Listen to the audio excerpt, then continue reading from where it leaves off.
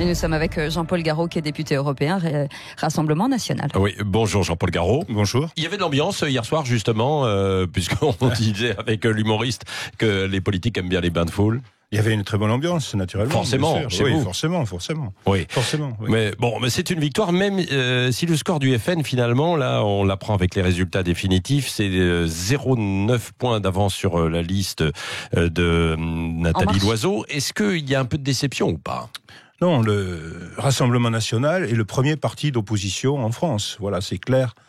Puisque nous avons vu, contrairement à ce qui avait été prévu par les sondeurs, les experts, en réalité, on voit que... Non, mais ils avaient prévu dans ces dernières semaines une victoire du Rassemblement National. Et pas du tout en ce qui concerne le taux de participation, qui a surpris tout le monde, c'est quand même quasiment historique. Oui. Ensuite, en ce qui concerne hier soir, on disait 54%, il est de 50%. Oui, mais quand même, l'effondrement des Républicains, de la France insoumise, l'émergence des Verts, enfin rien de ce qui avait été prévu, si ce n'est effectivement que nous étions passés devant. Ouais. Voilà. Donc ça a été prévu effectivement. Donc tout est changé en réalité. Ouais. Et il faut naturellement analyser tout ceci. Bien sûr, nous aurions préféré être encore plus forts parce que la réalité, c'est que nous voulons absolument changer l'Europe de l'intérieur. Vous savez, maintenant, ça se décompose en deux clans entre guillemets. C'est pas un clan, c'est pas le terme, mais de force. Il y a les souverainistes d'un côté. Et puis les mondialistes de l'autre. Voilà.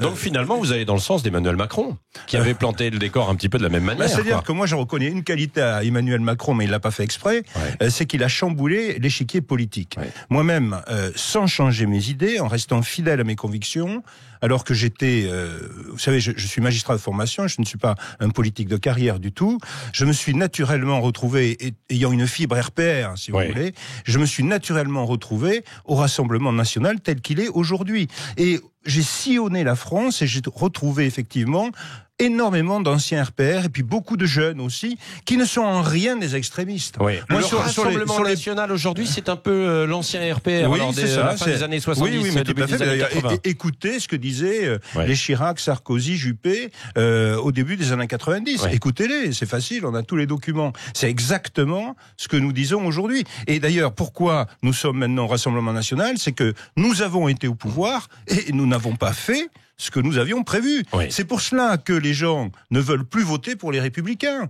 Parce que, excusez-moi, mais on leur refait toujours le même coup.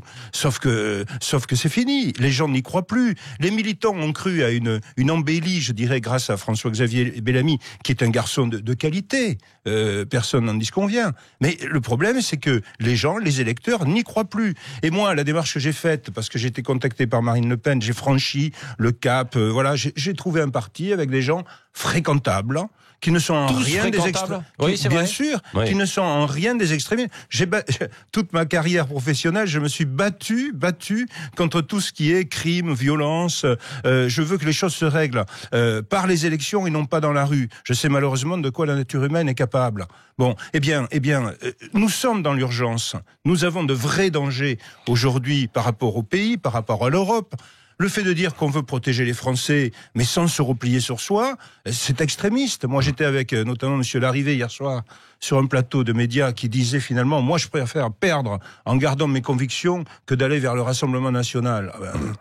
Écoutez, non mais c'est aberrant, parce que je voudrais qu'on m'explique en quoi le discours qui avait été celui de Monsieur Wauquiez et Bellamy était différent de celui que nous avons. Bon, je veux dire, nous, par contre, nous voulons aller au bout, bien sûr. Et Jean-Paul Garot, aller au bout, c'est-à-dire appliquer la politique pour laquelle... Alors le problème, bien sûr, c'est que... Au Parlement européen, bien sûr. Vous ne serez pas suffisamment... ça va être difficile de passer des alliances, quoi. Écoutez, regardez ce qui s'est passé en Italie, avec la Lega qui a fait qui a fait 34%. Les eurosceptiques de Nigel Farage, donc au Royaume-Uni, sacré pied de nez, puisqu'on a d'un côté plein de gens qui nous disent le Brexit c'est très mauvais, les Anglais vont pas s'en sortir, etc., etc. Et puis finalement, les Anglais, en leur donnant la parole, ils envoient le premier parti eurosceptique donc au Parlement européen. Donc là aussi, non, nous allons avoir une force. Alors je n'ai pas encore tous les chiffres, mais qui sera, j'espère, au moins équivalente à celle du PPE, qui est un centre mou, centre droit, qui est en place depuis très très longtemps et responsable aussi de la politique européenne telle qu'elle est arrivée aujourd'hui. aujourd'hui qui est un désastre. Oui, Jean-Paul Garot, encore deux questions. Est-ce qu'il faut une recomposition de la droite? C'est ce que on a. Oui. Oui, bien sûr, bien sûr. C'est-à-dire, vous lancez un appel... Bien sûr, moi je l'ai toujours fait. Alors, si vous voulez, que les gens nous rejoignent, très bien.